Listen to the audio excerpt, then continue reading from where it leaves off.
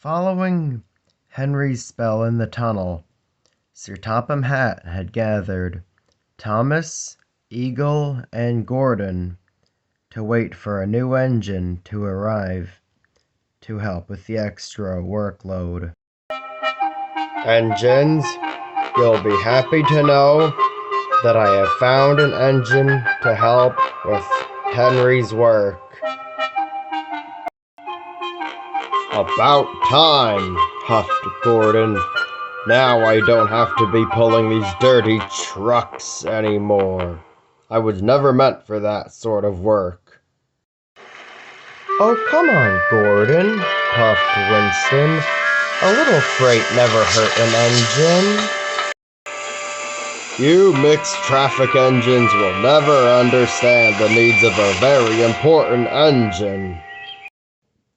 Thomas was about to open his mouth to say something cheeky when all of a sudden a faint whistle could be heard, and the engines all stopped as a green D-49 approached, swaggering with more puff than the situation required. You called for my graceness, sir? Sir Topham Hatt and the engines were taken aback by the extreme disrespect. Yes. What is your name, engine? Clarence, sir, came the reply. It must be such a privilege for your tiny little island to be graced by my presence. Gordon and Winston exchanged a look. They certainly did not approve of the newcomer.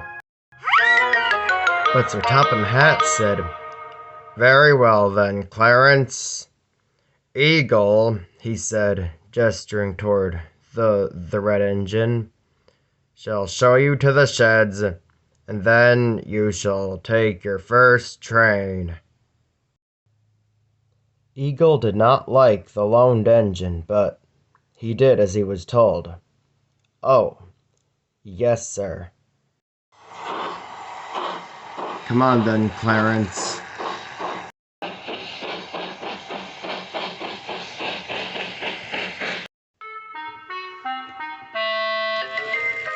When they reached the sheds, Clarence made a very disgusted noise.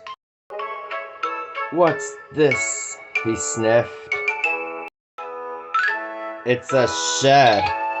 Be glad you have one," said Eagle, who was losing patience.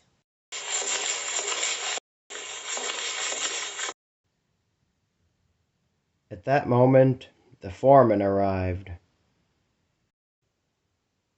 "Ah, you must be the loaned engine. You are to take a train of tools and machinery supplies to the workmen down at the docks." "Trucks," hissed Clarence. "I'm much too important to pull a goods train. Can't that engine over there do it? I'm sure he hasn't anything better to do." "I'll have you know," said Winston, "that I have to take my local passenger train." Clarence said nothing more, but an idea flew into his funnel. Said nothing more, puffed away.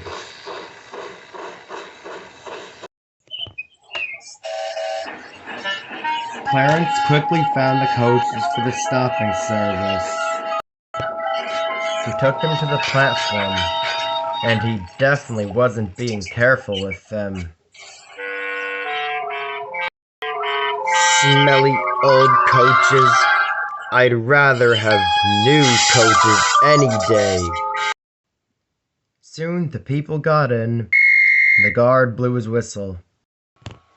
Clarence started with a mighty jerk, without asking if the coaches were ready. Come on, come on, come on, come on, come on, come on, come on. At last Eagle came to collect his local. He had had trouble building up steam, so he was late. But when he arrived at the big station, he saw there were no coaches. He then looked over onto the next line and saw the train of tools and machinery supplies. He put 2 and 2 together and was cross. He then went to change tracks to take the train of tools and machinery supplies. Clarence, meanwhile, had no idea what he was doing, nor where he was supposed to stop. He then reached a station which looked like it would be a stopping place. "Hello," said the small blue tender engine who was also at the station. "I'm Edward. You must be Henry's replacement. Lovely to meet you." "Oh, I know it is," puffed Clarence. Then Edward saw Eagle's coaches behind Clarence. "What? Hey! Those are Winston's coaches!" Clarence smirked.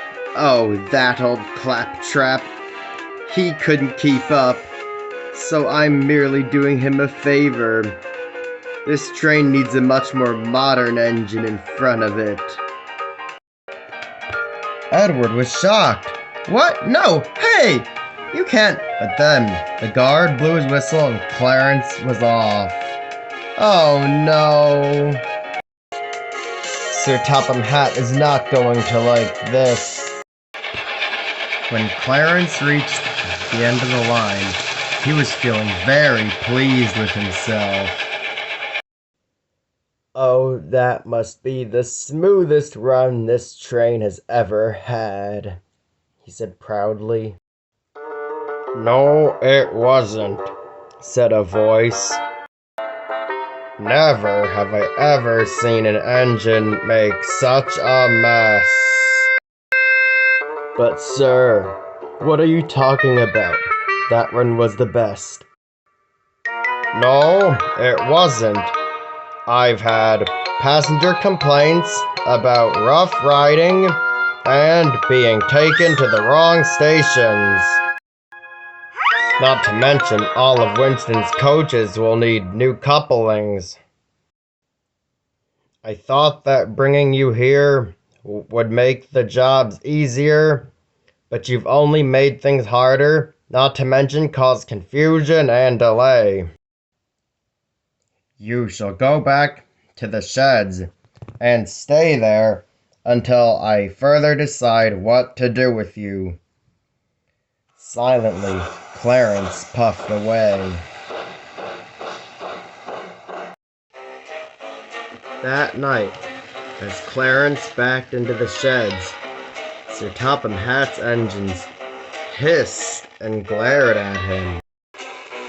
They'd heard all about how Clarence had stolen Eagle's passenger train.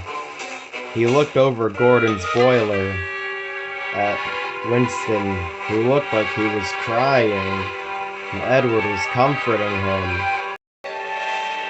Clarence tried to brush it off. The only sympathy he got was from the other loaned engines for Clarence's careless handling. Clarence thought about the day, and about Winston, who'd been kind to him, and he'd been nothing but horrible to him. He had once heard that first impressions were everything, and if that was true, then he had definitely made a bad one. Clarence had a lot to think about, but that's another story.